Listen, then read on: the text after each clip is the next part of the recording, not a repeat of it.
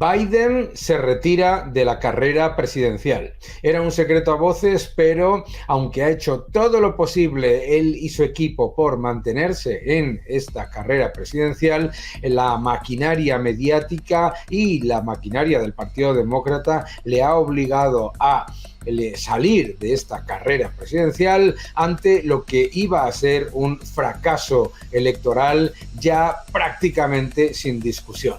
Vamos a hablar de todo ello.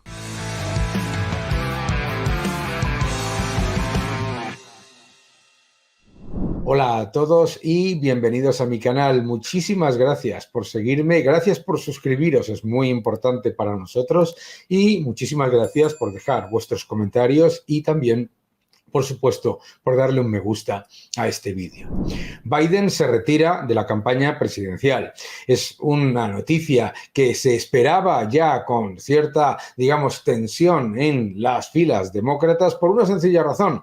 Era claro que iba a ser un fracaso electoral sin precedentes y además era claro que iba a ser imposible que el presidente Biden pudiese llevar a cabo el debate de septiembre sin que se generase otro escándalo como el del debate anterior.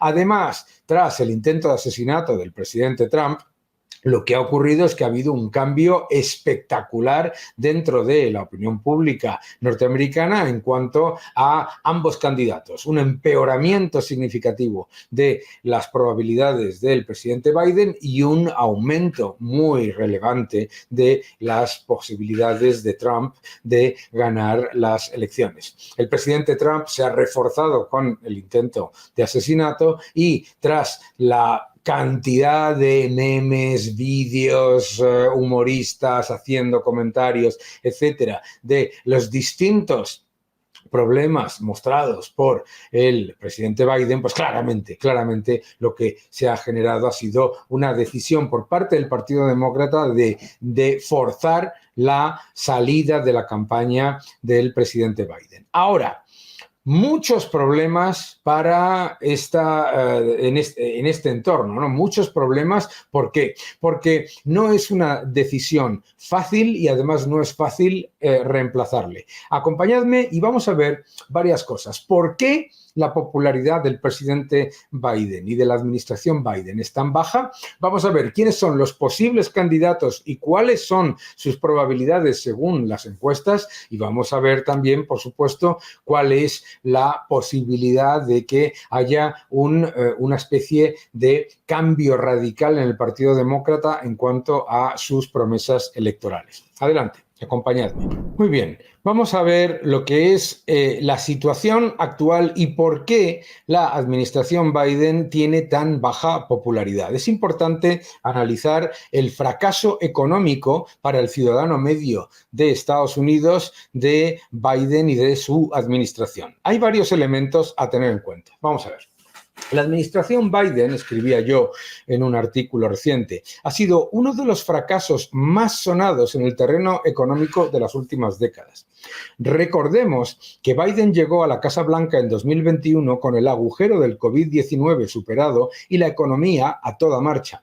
Biden, como es típico de las administraciones demócratas, decidió disparar el gasto público, subir los impuestos y, entre comillas, estimular la economía a través de estas aterradoras políticas keynesianas que están devastando ya a la eurozona. El resultado no puede ser más pobre. Vamos a ver, porque los resultados agregados parecen buenos, pero atención. La tasa de participación laboral y la ratio de empleo con respecto a la población se encuentran ambas por debajo de los niveles prepandemia. La tasa de paro de Estados Unidos ha aumentado hasta el 4,1%, la más alta en 3 años y lleva subiendo casi 12 meses. También es significativa más alta que el nivel observado en 2019. En junio, el aumento del empleo vino fundamentalmente por 70.000 nuevos puestos de trabajo en el sector público que disfrazaba el dato de empleo. Casi un tercio. El aumento de empleo público ha sido prácticamente de 50.000 personas mensuales desde la llegada al poder de Biden y Harris. Estamos hablando de que un tercio de la creación de empleo de junio corresponde a empleo del sector público. Bien, esto es importante además, ¿por qué? porque según datos que publica el Bureau de Labor Statistics y Ned Davis Research, los inmigrantes representan todo el crecimiento de la fuerza laboral desde la pandemia, según la Oficina de Estadísticas Laborales y Ned Davis Research. Es cierto que el paro es bajo comparado con España o con otros países de la eurozona y que nos debería dar mucha envidia, pero claro, no podemos olvidar tampoco que los salarios reales han caído en Estados Unidos durante estos 4 años, como refleja la OCDE en el informe Employment Outlook de 2024. Es importante entender, por lo tanto, esto. Para un ciudadano norteamericano, los datos que sean mejores que en la eurozona no es un consuelo, ¿de acuerdo? Además, es importante recordar que el Inflation Reduction Act, la acta de reducción de la inflación que anunció el presidente Biden, solo ha servido para perpetuar una inflación muy elevada, más del 24% de inflación acumulada en el periodo de su administración, casi el 40% de aumento en bienes no reemplazables, sino que estos desastrosos programas de gasto y subvención han disparado la deuda. No nos debe sorprender, por lo tanto, que la confianza del consumidor esté a mínimos de 6 meses y muy por debajo de los niveles prepandemia, que el índice de miseria, que mide desempleo más inflación, alcance el 7,4%, casi a niveles de un país como Italia. Y los indicadores de confianza de las pequeñas empresas se sitúen a niveles de 2012. Todos dirán que la economía crece, pero si miramos la preocupante divergencia entre el Producto Interior Bruto y el Ingreso Interior Bruto, GDI, ¿no? No solo se ha disparado la diferencia en los últimos 4 años, sino que la economía ajustada por la acumulación de deuda ha tenido el peor desempeño en 3 décadas. Claro, si inyectas 2 billones de dólares de déficit y no sube el PIB en 1,5 billones, pues es que la cosa va muy mal, ¿no?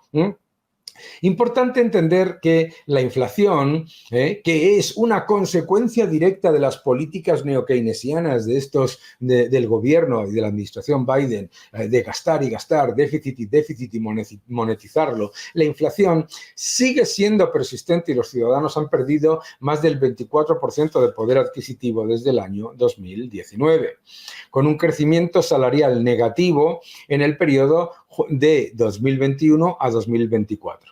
El crecimiento salarial real, que es el que le importa a la gente, el aumento de los salarios quitando el impacto de la inflación.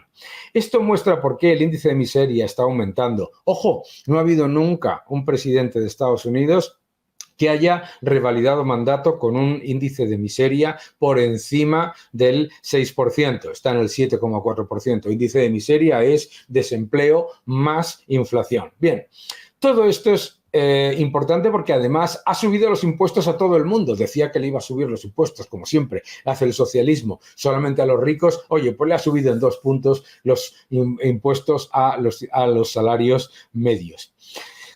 Todo esto explica el descontento, ¿de acuerdo? Pero también tenemos que tener en cuenta que el descontento viene por el aumento brutal de la deuda. Se espera que el déficit presupuestario supere los 1,9 billones de dólares en 2024, un año de supuesto crecimiento robusto. Pero es que además eso con ingresos récord significa que, según la Oficina Presupuestaria del Congreso, la deuda no va a reducirse en ningún momento hasta el año 2034.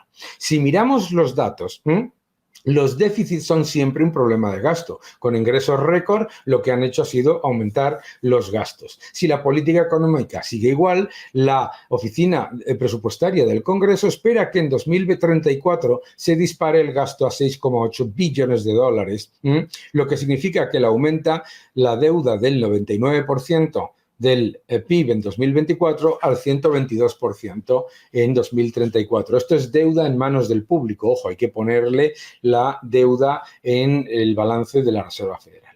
Todos estos factores nos explican por qué hay un enorme descontento en Estados Unidos con la economía, a pesar de que Joe Biden nos dice que tiene la economía más fuerte del mundo. Vamos a ver varios factores. ¿Quiénes son los posibles candidatos para ser candidato a presidente de Estados Unidos y, sobre todo, qué es lo que puede pasar? Vamos a ver. Lo primero, Lo primero es qué es lo que ha dicho el presidente Biden en su comunicado. Aquí lo tenemos, ¿de acuerdo? Explica que ha tenido un proceso de reflexión importante y que se va a dedicar a llevar a cabo el trabajo que le queda durante esta legislatura pero que no se presenta. Y da esa imagen de que la economía va maravillosamente, etcétera, etcétera. En la carta claramente no quiere reconocer qué es lo que ha ocurrido para que su popularidad sea tan baja. Bien, pues vamos a ver algunos factores sobre quiénes son los posibles candidatos, ¿de acuerdo? Si vemos los posibles candidatos que puede presentar el Partido Demócrata, tenemos un problema importante. ¿Cuál es el primer problema? El primer problema es que se han hecho encuestas con todos y solamente hay un posible candidato, que sería Michelle Obama, que según las encuestas podría ganar a Donald Trump.